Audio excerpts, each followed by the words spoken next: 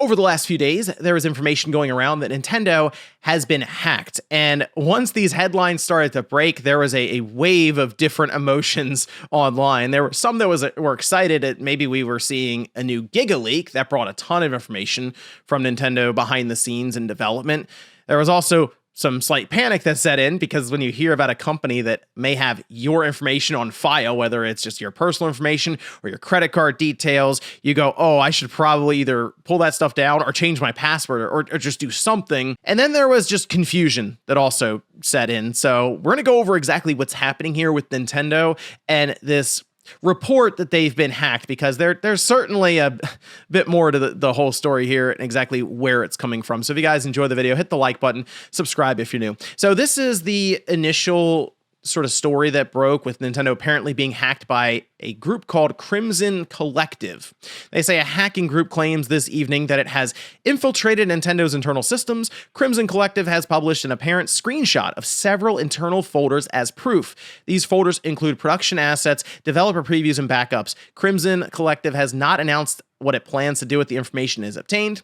The Red Hat breach saw Crimson Collective acquire 570 gigabytes of data. This included authentication credentials for clients, which saw Crimson Collective make extortion demands. So what we're seeing right now, here's the screenshot that they posted as sort of proof that they had apparently hacked Nintendo. And I say that with sort of air quotes to a degree, because what really happened is them hacking. You can see the big headlines were them hacking Red Hat and their GitLabs. But that's the thing. Red Hat did confirm that this happened. They did point out apparently the 570 gigabytes of compressed data across 28,000 internal development repositories for Red Hat. And it's that when they confirm this, there's also the belief that this company is now facing extortion demands from the Crimson Collective. And this group is fairly new. So I was looking into this, like, okay, where we see these hacking groups pop up a lot now? And here's the thing.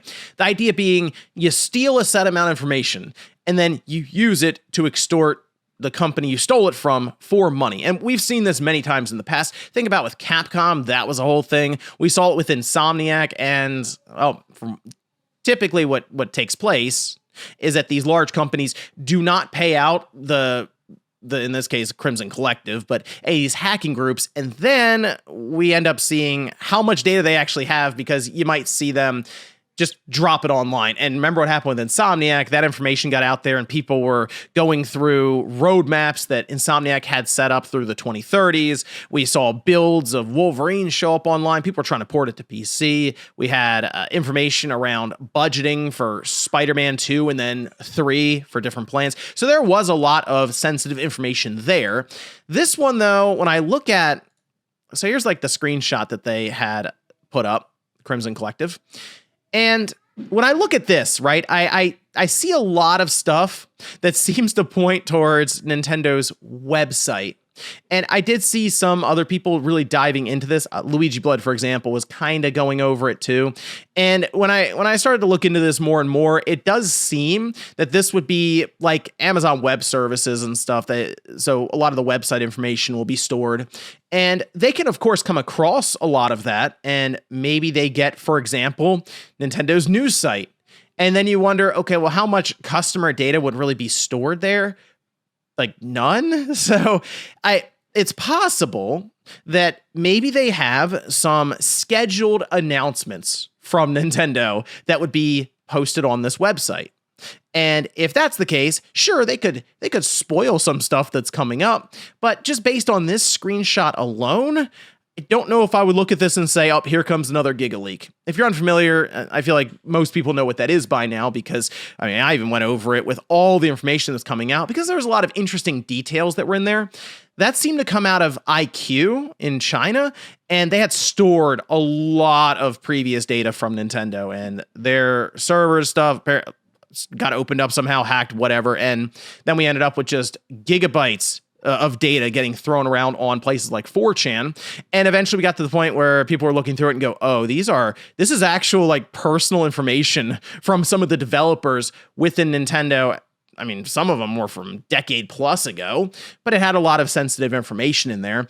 This doesn't seem, at least just based on this screenshot, would line up with that level of sensitivity for information. Now, it's still stuff Nintendo doesn't necessarily want just thrown around online, but it's not as, we'll say, damaging, I guess, as GigaLeaks. Certainly not source code and stuff like that. No, so the reason you would see Crimson Collective throwing this kind of information around is because it would be part of their, I guess you could say, negotiation tactic. Look, the way it works with these hacking groups is, on one side, for them, they want to oversell whatever they have so that they can even, sway some of the public opinion in favor of them getting paid. Okay. So if you can play this up as you have everything, like you have all the customer data that's out there, you have all this future project information, you have these assets, the whole thing. Yeah. It's like, oh, it's probably worth paying them a couple $1 million to get that information back.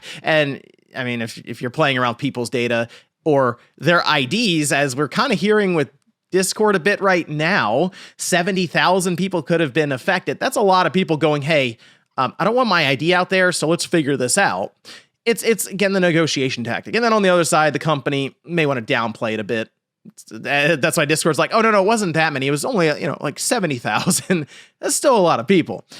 Here, though, with Nintendo, I almost wonder if they would even care to respond to something like that if indeed it is mostly just information off of their website, especially off of the news website Topics. That's the big thing. Who said we did not have Nintendo Topics files? It's like, oh, okay. This does say dev assets, dev preview, production admin, but it's mostly, as you can see, Topics for what seemed to be the news section of their website. You got to kind of play that up, definitely make it super dramatic to maybe get Nintendo's attention. And that's sort of where we are now with this whole thing. So if you're a company like Nintendo and there was sensitive data that was stolen after a breach, you'd probably have to make some sort of statement. All right, now this again happened over the weekend. As we saw with Capcom, it took a little while, a few days for them to get out there and just say, hey, it did happen, and it may have been through some sort of social engineering where you get maybe a developer admin's login information, then you can get in and steal some of the data. For this, if it really was legitimately just, oh, they took some topics and stuff from our website through, Amazon Web Services or GitLab or whatever with Red Hat, oh, well, it's not really worth Nintendo's time to do that. But if you would have customer information, that usually is the big sticking point that would get out there.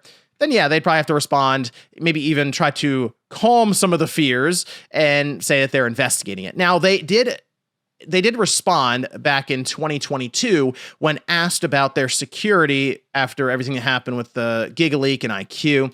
And that was during a shareholder meeting. And that's very important, of course, for shareholders to go, hey, what are you doing with cybersecurity as we're going towards a world that is more and more digital every single year?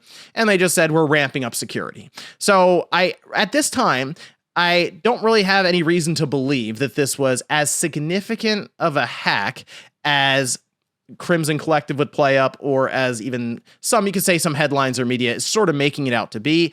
But that doesn't necessarily mean that it could not eventually get to that point, as this Crimson Collective thing would want to do, sort of like breadcrumbs and build it all up to being some crazy hack in the future. So it's definitely worth paying attention and keeping an eye on this, and I will be doing that. And if any major breaking news happens around this, especially for Nintendo or in the video game space, I will keep you guys up to date with Newswave. That said, maybe this reminded you that you've had a password that's the same for the last year.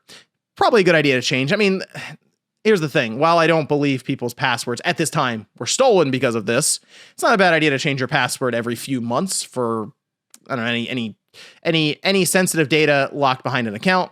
It's just a good idea. And sometimes these headlines can at least remind us of that. And there you go. Hey, if anything, maybe this reminded you to update that password. But let me know what you guys think about this one down below. I just saw a lot of headlines going around, a lot of concerns, and even some excitement for a new GigaLeak.